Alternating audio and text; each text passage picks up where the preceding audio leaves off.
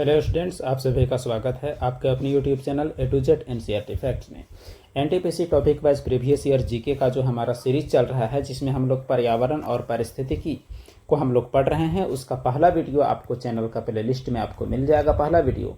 और जो दूसरा वीडियो हमारा है टॉपिक 2 का, वो है जैव विविधता और वैश्विक पर्यावरण संरक्षण, यानी पर्यावरण संरक्षण में जो विश्व स्तर पर उठाए गए कदम है उसके बारे में। तो उसके बारे में हम लोग देखेंगे 50 एमसीक्यू विथ एक्सप्लेनेशन। ये सभी के सभी आपको मिलेंगे प्रीवियस ईयर क्वेश्चन, यानी एग्जाम में आए हुए होंगे, वो भी पार्टिकुलर एनटीपीसी एग्जाम के लिए। तो आप अगर एनटीपीसी एग्जाम की तैयारी कर रहे हैं तो आपके लिए यह तो महत्वपूर्ण है ही। बाकी आप अन्य कोई भी रेलवे का एग्जाम का तैयारी कर रहे हैं या कोई भी जिसमें आप इकोलॉजी सब्जेक्ट अगर आपका आता है तो उसमें आपका इक्वली यूजफुल होगा। और कैसा यूजफुल होगा ये आप एग्जाम में ही आपको फील आ जाएगा। तो चैनल पर आप नए हैं तो ज़रूर जुड़ जाएं। चलिए पढ़ते हैं पहले सवाल की ओर। ज़रूर आप लोग सब्सक्राइब करें और बाकी लोगों को भी शेयर करें। पहला सवाल आपके सामने है, अंडमान टील जंतुओं की प्रजाति की किस श्रेणी का उदाहरण है? स्थानिक, सामान्य, विलुप्त या दुर्लभ? तो जो अंडमान टील है वो एक स्थानिक प्रजाति है। अब इसका मतलब हम लोग समझते हैं कि स्थानिक क्या होता है। किसी विशेष स्थान पर जो पाए जाते हैं प्रजातियां, जो बाकी जगह में नहीं पाई जाती, उसे कहा जाता है स्थानिक प्रजातियां। यानी केवल वहीं पाया जाएगा, बाकी जगह में नहीं पाया जाएगा, यानी उसका पहचान ही उस स्थान से होगा। क्वेश्चन नंबर 2, मैंग्रोव वन कहाँ पाए जाते हैं? ऑप्शंस आपके सामने हैं। विंध्य पर्वतीय क्षेत्र, थार मरुस्थलीय क्षेत्र, ज्वार भाटा से प्रभावित तटों में, उच्च हिमालयी क्षेत्र में। तो इसका सही जवाब हो जाएगा मैंग्रोव जो है वो ज्वार भाटा से प्रभावित क्षेत्रों में पाए जाते हैं। और सबसे ज़्यादा मैंग्रोव आपका वेस्ट बंगाल का सुंदरबन इलाका में पाया जाता है। ये भी आपको याद रखना है। किस इलाका में? तो वेस्ट बंगाल का सुंदरबन इलाका में। इनमें से कौन सा IPBES का सही पूर्ण रूप है? IPBES ऑप्शंस आपके सामने बहुत सारे हैं, जिसमें आई का आपका intergovernmental science policy platform on biodiversity and economic services, फिर है इंटर गवर्नमेंटल की जगह में इंटरनेशनल, फिर programme of biodiversity and ecosystem sciences, फिर है intergovernmental platform on biodiversity and ecosystem services, international policy of biodiversity and ecosystem services. तो इसका जो सही जवाब जो आपका हो जाएगा वो हो जाएगा ऑप्शन नंबर ए, यानी inter governmental science policy platform on biodiversity and ecosystem services. यह है IPBES का पूरा नाम। तो ऐसे पूरे नाम से संबंधित सवाल भी पूछे जाते हैं। हालांकि ये सवाल कहीं से भी उतना आसान तो बिल्कुल नहीं है, लेकिन फिर भी पूछा तो जाता है। पूरा नाम फिर से एक बार, इंटर गवर्नमेंटल और फिर है आपका साइंस, P फॉर आपका है पॉलिसी और platform on biodiversity and ecosystem services. अब बात यह है कि यह क्या है? यह जैव विविधता और पारिस्थितिकी तंत्र सेवाओं और विज्ञान नीति मंच 2012 में सदस्य राज्यों द्वारा स्थापित एक स्वतंत्र अंतर सरकारी निकाय है, जो कि जैव विविधता के क्षेत्र में कार्य करता है और जैव विविधता को बढ़ावा देता है। अगला सवाल है क्वेश्चन नंबर 4। सवाल कहता है कि निम्न में से कौन से दो क्षेत्र भारत के प्रमुख जैव विविधता स्थल यानी बायोडाइवर्सिटी हॉटस्पॉट है? कृष्णा वन्यजीव अभ्यारण्य और कोलेरू पक्षी अभ्यारण्य, पश्चिमी घाट, पूर्वी हिमालय, सिमलीपाल और सतकोसिया, काजीरंगा और पूर्वी घाट। तो इसका सही जवाब जो आपका हो जाएगा वह है आपका पश्चिमी घाट और पूर्वी घाट।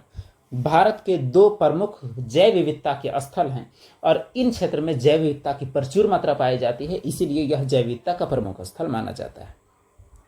वन जैव विविधता संस्थान यानी IFB कहाँ स्थित है? केरल, जम्मू, राजस्थान या हैदराबाद? तो सही जवाब हो जाएगा वन्य जैव विविधता संस्थान हैदराबाद में स्थित है। और हैदराबाद वर्तमान तेलंगाना की राजधानी है। तेलंगाना की राजधानी कहाँ है? तो हैदराबाद, आपको याद रखना है। अच्छा, इसके बारे में IFB जो है यानी वन्य जैव विविधता संस्थान, इसका स्थापना 1997 में हुआ है। अगला सवाल, जैव मंडल आरक्षित क्षेत्र की सबसे सही विवरण क्या है? बायोगैस उत्पादन स्थल, खनिजों की कमी वाले भंडार, सतत विकास के अध्ययन स्थल, वनों की कटाई से प्रभावित स्थल। तो कैसे जगह को जैव मंडल आरक्षित क्षेत्र कहा जाता है? तो इसका सही जो एक्सप्लेनेशन है वो क्या है? सतत विकास के अध्ययन स्थल को क्या कहा जाता है? जैव मंडल आरक्षित क्षेत्र, यानी एक ऐसा जगह जहां सतत विकास हो, यानी ऐसा विकास जो आने वाली पीढ़ियों के लिए कर हो, यानी पर्यावरण का सही सतत उपयोग भी हो और पर्यावरण टिकाऊ विकास भी हो। तो वैसा जगह जो है वो जैवमंडल आरक्षित क्षेत्र होता है। यानी चारों ऑप्शन में से इसमें कौन सेट खाता है वही आपको बताना था। अब जयमंडल आरक्षित क्षेत्र भारत में कितने हैं? तो 18 हैं। 18 में से 12 को यूनेस्को एक प्रोग्राम चलाता है और वो प्रोग्राम है MAB, मैन एंड बायोस्फीयर। तो ये प्रोग्राम के तहत कितने हैं? तो 12 है। तो 12 को इस प्रोग्राम के तहत नेमिंग किया गया है। तो कौन कौन से बायोस्फीयर रिजर्व है वो आप देख लें। एक है आपका हिमाचल प्रदेश में कोल डेजर्ट, नंदा देवी आपका है जो कि उत्तराखंड में, कंचनजंगा सिक्किम में, दिहांग दिबांग आपका अरुणाचल में, उसके बाद मानस और डिब्रू साइखोवा आपका असम में, नोक्रेक मेघालय में, सुंदरबन पश्चिम बंगाल में, और फिर आप आइएगा सिमलीपाल उड़ीसा में, अचानकमार अमरकंटक और पन्ना और पंचमढ़ी ये MP में, कच्छ आपका गुजरात में, उसके बाद शेषाचलम आंध्र प्रदेश में, great Nicobar Andaman Nicobar, Nilgiri Tamil Nadu Kerala, gulf of Mannar Tamil Nadu और अगस्तमाला आपका केरल में। इस प्रकार टोटल जो है आपके 18 बायोस्फीयर रिजर्व हैं। ये आने वाले एग्जाम के लिए आपके बहुत महत्वपूर्ण है, खास करके लोकेशन। अगला सवाल, विश्व की सबसे बड़ी शैल भित्ति प्रणाली यानी सबसे बड़ी चट्टान ग्रेट बैरियर रीफ किस समुद्र में स्थित है? सेल्टिक सागर, ब्यूफोर्ट सागर, कैस्पियन सागर, कोरल सागर। इसका सही जवाब तो हो जाएगा कोरल सागर, लेकिन इसका अगर मैप में आप देखें तो बहुत ही बेहतर होगा। ये रहा ऑस्ट्रेलिया। ऑस्ट्रेलिया के उत्तर पूर्वी क्षेत्र में कोरल सी है जो कि आपका पैसिफिक ओशियन यानी प्रशांत महासागर जो है उसी का एक हिस्सा है कोरल सी। ये कोरल सी में है ग्रेट बैरियर रीफ, जैसा कि आप देख सकते हैं ये सर्कल किया हुआ है, यही है आपका ग्रेट बैरियर रीफ, पूरी दुनिया की सबसे बड़ी चट्टान। बायोडाइवर्सिटी किसे संदर्भित करती है? ठोस कचरे का पुनर्चक्रण, पृथ्वी पर जीवन की विविधता, संस्कृति और परंपराओं का संरक्षण, जानवरों का अध्ययन। तो देखिए अलग अलग प्रकार के जीव अगर पाए जाते हैं तो उसे ही जैव विविधता कहा जाता है। यानी पृथ्वी पर जीवन की विविधता को क्या कहा जाता है? जैव विविधता कहा जाता है। निम्न में से कौन सा कथन असत्य है? अब गलत आपको पहचानना है। मैंग्रोव जैव विविधता को बनाए रखते हैं, मैंग्रोव आम प्रदान करते हैं, मैंग्रोव बाढ़ को रोकते हैं, शहरीकरण के कारण मैंग्रोव नष्ट हो रहे हैं। देखिए मैंग्रोव का ताल्लुक आम से तो नहीं है, इसलिए क्वेश्चन नंबर 9 का जवाब ऑप्शन नंबर बी है। बाकी चारों के चारों मैंग्रोव के विषय में तो बिल्कुल सही है।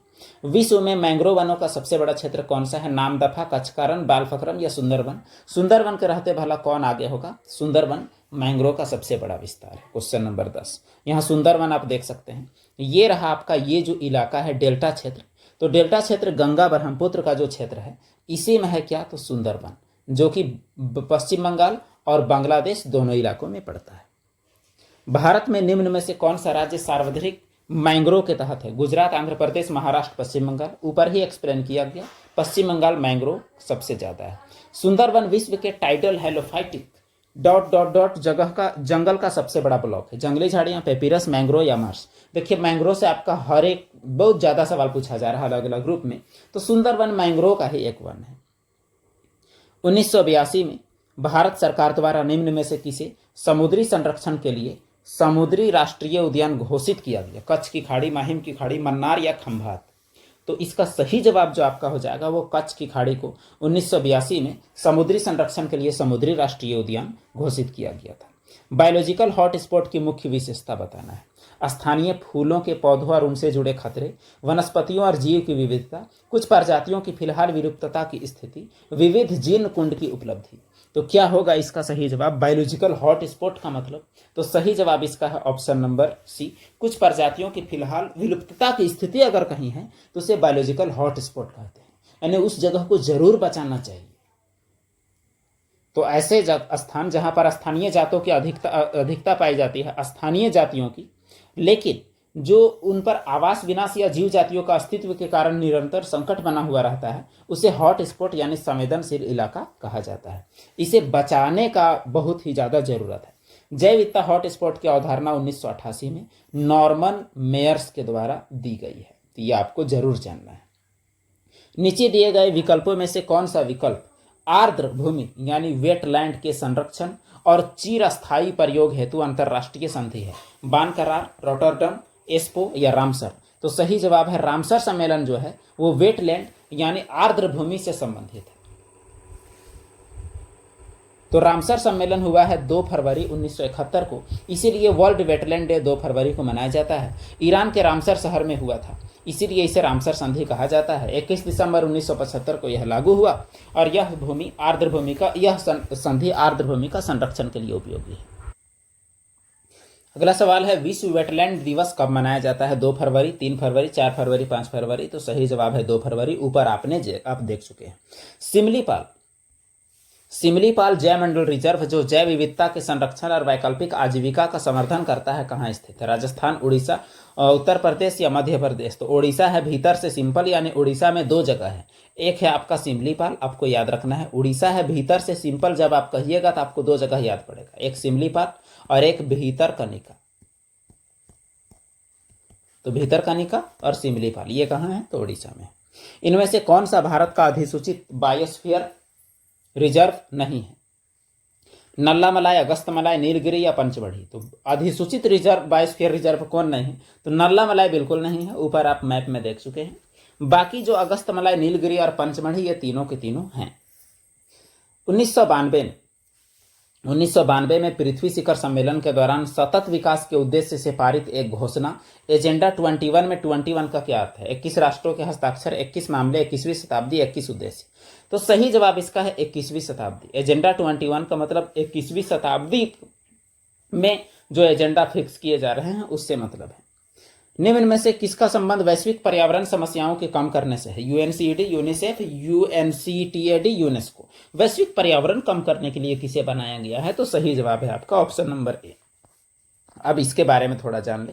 देखिए 1992 में जो रियो डी जेनेरियो यानी रियो में जो सम्मेलन जो हुआ था, यूनाइटेड नेशंस का पर्यावरण सम्मेलन, United Nations conference on environmental development यानी यूएनसीईडी, इसी के दौरान तो पर्यावरण बचाने पर जोर दिया गया है। तो यूएनसीईडी रियो डी जेनेरियो में हुए पृथ्वी सम्मेलन को ही कहा जाता है।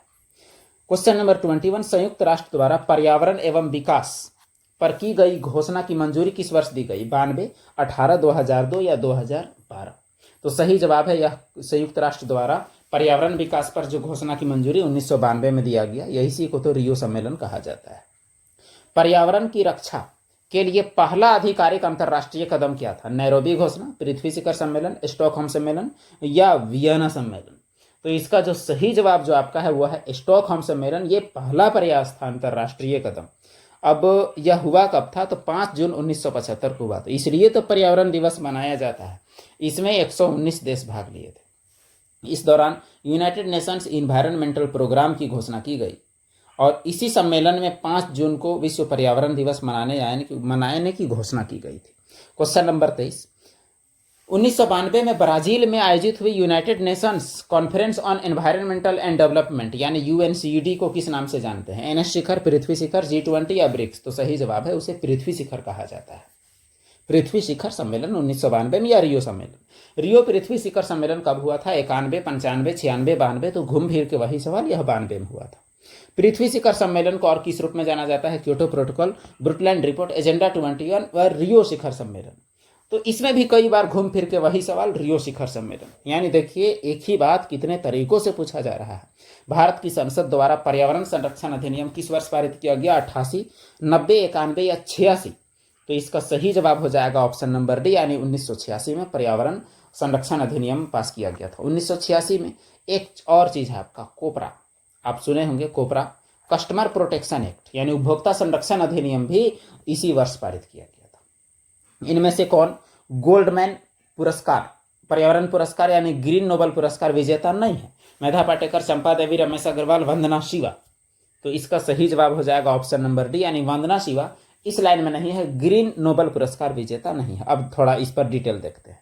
डिटेल इसका यही हम लोग देख सकते हैं कि गोल्डमैन पर्यावरण पुरस्कार जो है, जो ग्रीन नोबेल पुरस्कार जो दिया जाता है उसमें प्रफुल्ल सामंतरा 2017, रमेश अग्रवाल 2014, रसीदा बी, चंपा देवी शुक्ला 2004, MC मेहता 1996, मेधा पाटेकर 1992।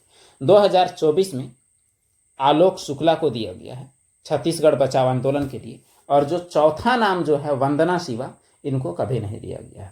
अगला सवाल आपके सामने, आर्थिक विकास को पारिस्थितिक उत्तरदायित्व के साथ जोड़ने वाले विकास के दृष्टिकोण को क्या कहते हैं? यानी यहां कह रहा है कि आर्थिक विकास पर्यावरण विकास साथ साथ होना चाहिए, उसे क्या कहेंगे? सतत विकास, मानव विकास, आर्थिक विकास, सामाजिक विकास? सही जवाब है सतत विकास यानी सस्टेनेबल डेवलपमेंट यानी टिकाऊ विकास। ऐसा विकास जो टिके, ऐसा नहीं कि आप पेड़ काट के कुछ भी कर ले तो फिर आपका जीवन आने वाला टाइम में खतरा में आएगा, तो वो टिकाऊ विकास तो नहीं हुआ। तो ये टिकाऊ विकास जो है, सतत विकास, पहली बार सतत विकास शब्द जो है इसका प्रयोग कब किया गया है वो आप देखें। IUCN, international Union for Conservation of nature, जो अपना रिपोर्ट पेश किया था विश्व संरक्षण रणनीति, इस पर किया गया था। 1987 में WCED, world commission on environmental development ने आवर कॉमन फ्यूचर नाम से एक रिपोर्ट पेश किया और उसमें सतत विकास का अवधारणा को एकदम डिटेल पेश किया कि विकास ऐसा कीजिए कि आने वाला पीढ़ी को किसी प्रकार का समझौता ना करना पड़े। अगला सवाल है क्वेश्चन नंबर 29, निम्न में से कौन सा संयुक्त राष्ट्र सहज विकास लक्ष्य जिम्मेदारी पूर्ण खपत और उत्पादन से संबंधित है? यानी आपको खपत भी करना है संसाधन का तो जिम्मेदारी पूर्वक, और उत्पादन भी जिम्मेदारी पूर्वक। यह कौन सा SDG है? तो SDG 12, SDG 13, यानी ये गोल है development goal, sustainable development goal 12, 13, 17 या 10। तो इसमें तो इसका सही जवाब आपका हो जाएगा ऑप्शन नंबर A। लेकिन आपको केवल एक गोल जानने से काम नहीं चलेगा। ऐसे गोल कितने पेश किए गए थे? तो 17। ये 17 गोल को अगर आप जाने तो आपके लिए काफी बेहतर है। एग्जाम में आपका कोई भी पूछ सकता है, यही तो इसका सबसे अजीब पहलू है। अब देखिए, पहला जो गोल है ये आपका नो पॉवर्टी, यानी गरीबी नहीं। दूसरा है जीरो हंगर, यानी भूख मिटाना है। तीसरा है गुड हेल्थ। चौथा है क्वालिटी एजुकेशन। पांचवा है लैंगिक समानता, यानी जेंडर इक्वालिटी। छठा है आपका सफाई, क्लीन वाटर और सैनिटेशन। उसके बाद है 7वां आपका क्लीन एनर्जी। अगला है आपका इकोनॉमिक ग्रोथ और डिसेंट वर्क। 9वां है आपका इंडस्ट्री इनोवेशन इंफ्रास्ट्रक्चर। 10वां है रिड्यूस्ड इनइक्वालिटी, यानी असमानता को घटाना। 11वां है सस्टेनेबल सिटीज, यानी शहर भी सस्टेनेबल होना चाहिए। 12वां में देखिए रेस्पॉन्सिबल कंजप्शन एंड प्रोडक्शन, यानी आपको जिम्मेदारी पूर्वक उत्पादन भी करना है, खपत भी। 13वां है क्लाइमेट एक्शन, यानी जलवायु एक्शन। और उसके बाद 14वां है लाइफ बिलो वाटर, यानी समुद्र के अंदर जीवन। 15वां है लाइफ ऑन लैंड, यानी थल में जीवन।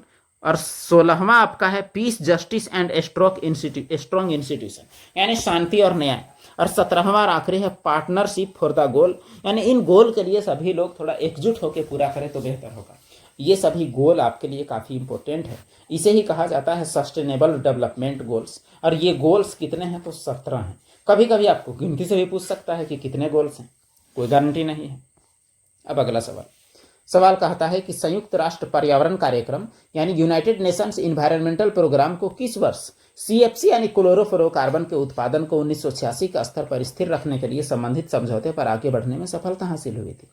यानी CFC का उत्पादन को 1986 का स्तर पर ही रखने का काम में सफलता कब मिला है ये आपको बताना है। तो ये आपका 1987 में ऐसा फैसला किया गया कि रखना है हम लोग को कार्बन, क्लोरोफ्लोरोकार्बन का उत्पादन 86 का स्तर पर, बढ़ना नहीं चाहिए, बढ़ेगा तो भैया लफड़ा होगा।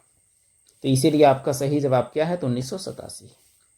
क्वेश्चन नंबर 31, भारत में संयुक्त राष्ट्र पर्यावरण कार्यक्रम का कार्यालय कहाँ स्थित है? चेन्नई, नई दिल्ली, मुंबई या बेंगलोर? तो इसका सही जवाब आपका हो जाएगा ऑप्शन नंबर B, यानी नई दिल्ली में UNEP का कार्यालय है। उस नोबेल पुरस्कार विजेता का नाम बताइए जो वनोन्मूलन के खिलाफ आरंभ हुए जन आंदोलन के संस्थापक हैं। मोजर, बैरे, मथाई या बक? तो इसका सही जवाब हो जाएगा वंगारी मथाई। ये वनोन्मूलन के खिलाफ आरंभ हुए जन आंदोलन के संस्थापक थे और इसलिए इनको मिला है नोबेल पुरस्कार। अब थोड़ा सा देखते हैं इनके बारे में। 1977 में इन्होंने ग्रीन बेल्ट मूवमेंट की स्थापना की। 2004 में शांति का नोबेल प्राइज मिला। नोबेल प्राइज जीतने वाली वह पहली अफ्रीकी श्वेत महिला थी, वंगारी मथाई।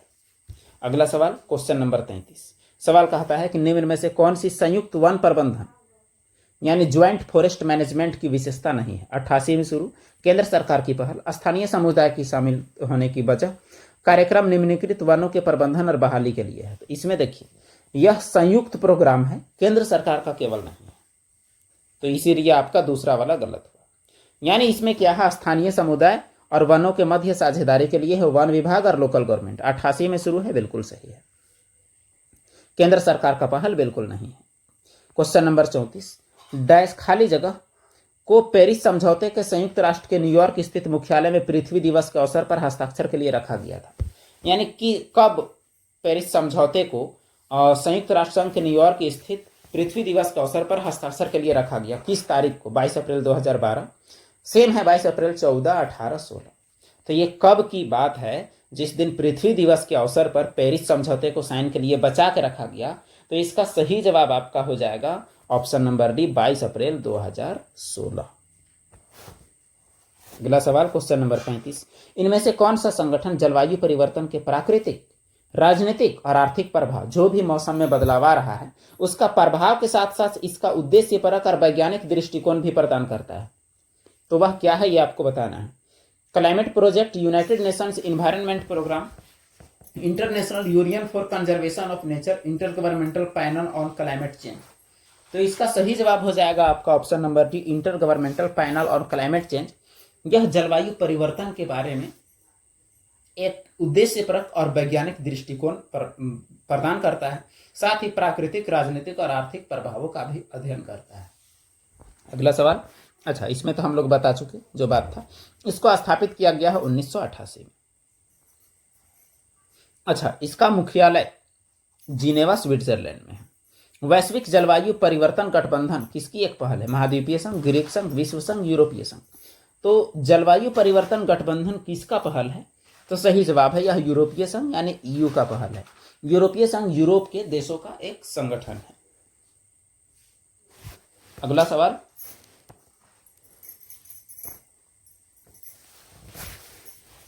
अच्छा 2030 तक इसका मकसद है ग्रीन हाउस उत्सर्जन को 1990 की तुलना में 50% कम करना।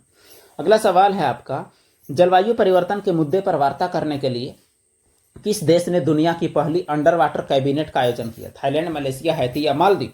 तो सही जवाब है मालदीव। ऐसा अंडर वाटर कैबिनेट का पहला गठन हुआ है किसकी अध्यक्षता में? तो मालदीव। 2009 में ऐसा हुआ है। क्वेश्चन नंबर 38, क्योटो प्रोटोकॉल किस देश पर लागू नहीं है? USA, Australia, Japan, Indonesia. सही जवाब आपका है ऑप्शन नंबर ए यानी इंडोनेशिया पर क्योटो प्रोटोकॉल लागू नहीं। अब थोड़ा डिटेल पढ़ते हैं। क्योटो प्रोटोकॉल यूएनएफसीसी FCCC से जुड़ा एक अंतर्राष्ट्रीय समझौता है जो क्या है कि अंतर्राष्ट्रीय रूप से बाध्यकारी है और ग्रीन हाउस गैस का उत्सर्जन को कटौती करना है इसके तहत। प्रोटोकॉल जो है यह क्योटो प्रोटोकॉल जापान के क्योटो शहर में 11 दिसंबर 1997 को अपनाया, निर्धारित किया कि 2005 में पूरे विश्व में प्रभावी ढंग से इसको लागू भी किया।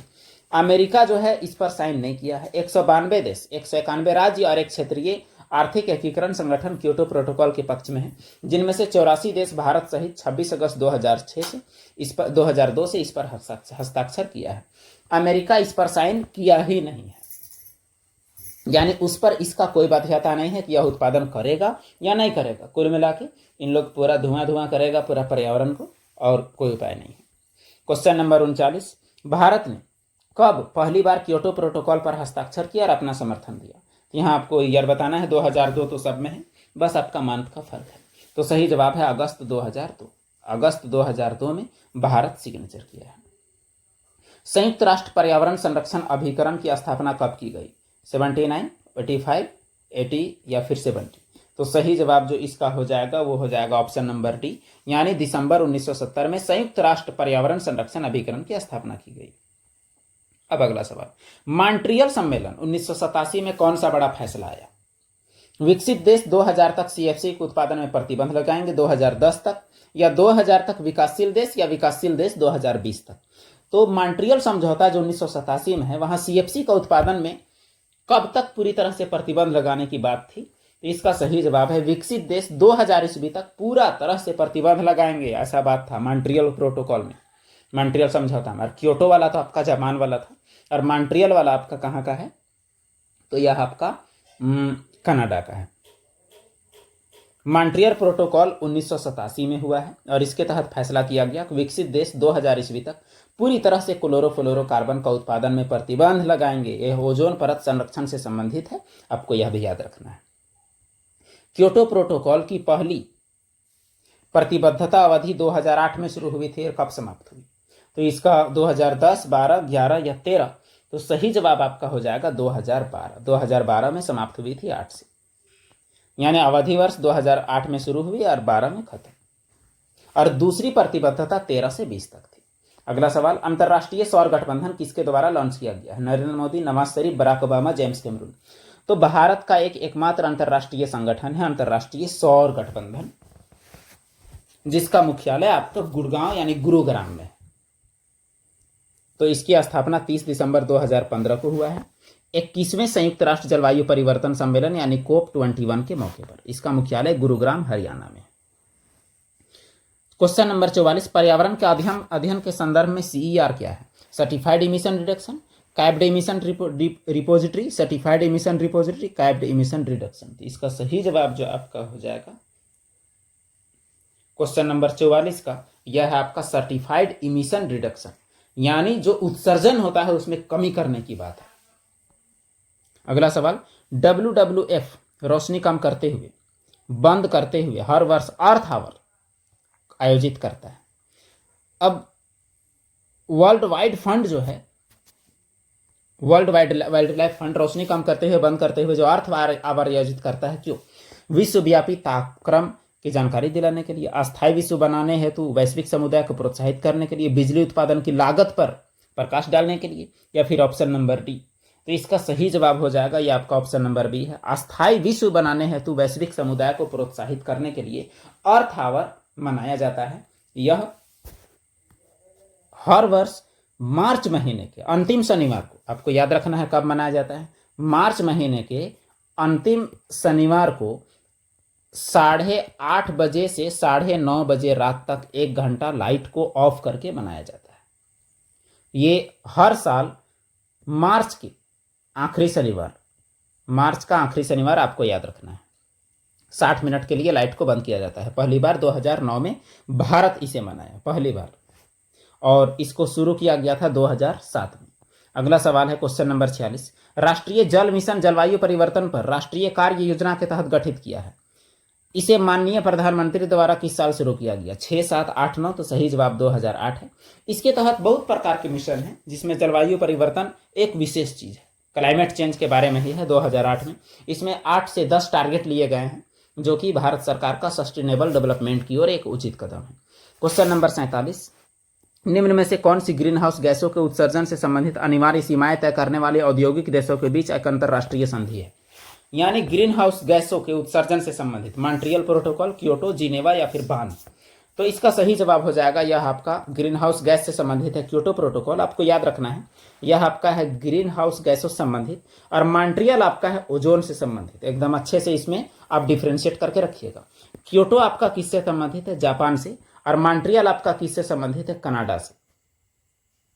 क्योटो प्रोटोकॉल आपका 1997 का है और मॉन्ट्रियल आपका 1987 का है। अगला सवाल, अच्छा आपको तो बता दिया गया है जो भी बात है। UNFCCC का पूरा नाम क्या है? यहां देखिए, United Nations framework convention on Climate Change. तो बस यहां आप देख लीजिए, जहां मिलेगा आपको। क्वेश्चन नंबर 48 का ऑप्शन नंबर ए है, ऊपर था इसलिए जल्दी में बताया। क्वेश्चन नंबर 49, UNFCCC का मुख्यालय कहाँ है? तो इसका सही जवाब हो जाएगा आपका UNFCCC का मुख्यालय बान, जर्मनी। तो ये आपका कहाँ है? बान, जर्मनी में स्थित है। अंतिम सवाल आज का, कार्बन क्रेडिट से आप क्या समझते हैं? ऑप्शंस चारों आप पढ़िए। यह ऑप्शन क्या क्या है? यह औद्योगिकी उन्नयन के लिए लोन प्रदान करने के लिए IPCC द्वारा शुरू किया गया क्रेडिट कार्यक्रम है। अनुमति दिए गए कार्बन उत्सर्जन और वास्तव में कार्बन उत्सर्जित किए गए आधार पर संस्था को सम्मानित किया गया क्रेडिट है, और इसका कारोबार भी किया जा सकता है। यह पर्यावरण अनुकूल प्रौद्योगिकी कोष के लिए IMF द्वारा शुरू किया गया कार्यक्रम है। यह पर्यावरण का अनुकूल खाना पकाने के विकल्पों के कोण के लिए कार्यक्रम है। तो इसका सही जवाब आपका हो जाएगा ऑप्शन नंबर बी। यानी आप मान के चलिए, कोई देश को दिया गया है टारगेट का आप 100 उत्पादन कर सकते हैं, लेकिन उत्पादन करता है आपका 98, तो क्रेडिट आपका 2 हो तो रहा है। यही है आपका कार्बन क्रेडिट। इसे समझते हैं, एक कार्बन क्रेडिट मतलब 1 टन कार्बन डाइऑक्साइड। तो 1 टन कार्बन डाइऑक्साइड कम उत्सर्जित करने पर 1 कार्बन क्रेडिट मिलता है। तो जितना कार्बन क्रेडिट होगा किसी देश के लिए उतना अच्छा बात है। तो इस प्रकार आज हम लोग देखें कितने सवाल, तो 50 क्वेश्चन। तो 50 MCQ कितना इंपॉर्टेंट है ये तो आप ही बताएंगे। आपका कमेंट का इंतजार रहेगा। कोई भी डाउट आपका हो तो आप जरूर कमेंट कीजिए। सवाल जैसा भी लगा हो आप जरूर कमेंट कीजिए। वीडियो देखने के लिए धन्यवाद। आगे मिलते हैं हम लोग एक नए वीडियो के साथ।